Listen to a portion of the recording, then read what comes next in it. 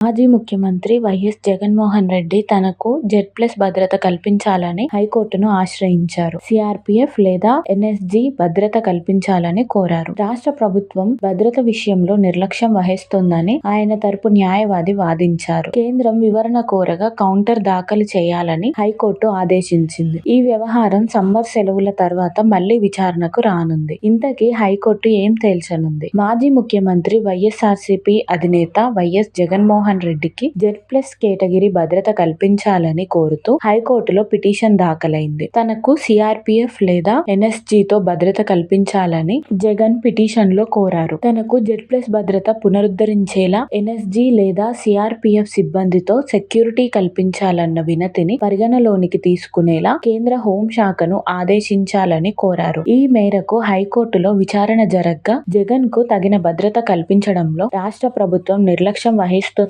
Petitioner తరపున lawyer why. Nagireddy వాదనలు వినిపించారు. ఇటీవల ఘటనలు చూస్తే పిటిషనర్ భద్రత, స్వేచ్ఛ ప్రమాదంలో ఉందని, అందుకే కేంద్ర హోంశాఖకు వినతులు సమర్పించామన్నారు. భద్రత కుదింపుపై హైకోర్టులో గతంలో ఓ పిటిషన్ దాఖలు చేశామన్నారు. కోర్టుకు పూర్తి వివరాలు అందించడానికి కొంత సమయం కావాలని కేంద్ర ప్రభుత్వం తరపున డిప్యూటీ సొలిసిటర్ జనరల్ పసల పొన్నారావు కోరారు. భద్రత విషయంలో జగన్ గతంలోనే వ్యాజ్యం చేశారని రాష్ట్ర ప్రభుత్వం తరపున అడ్వకేట్ జనరల్ దమ్మలపాటి శ్రీనివాస్ గుర్తు చేశారు. ఆ వ్యాజ్యంలో కేంద్రాన్ని, ప్రభుత్వాన్ని ప్రతివాదిగా పేర్కొన్నారని, ఆ వ్యాజ్యం ఇంకా పెండింగ్లో ఉందని కోర్టుకు తెలిపారు. ఇరువైపులా వాదనలు విన్న న్యాయమూర్తి కౌంటర్ దాఖలు చేయాలని హైకోర్టు ప్రతివాదులను ఆదేశించింది. కేంద్ర హోంశాఖ కార్యదర్శి, IB director, CRPF DG, NSG DG, రాష్ట్ర హోంశాఖ ముఖ్య కార్యదర్శికి కోర్టు నోటీసులు జారీ చేసింది. వేసవి సెలవుల తర్వాత ఈ కేసును విచారిస్తామని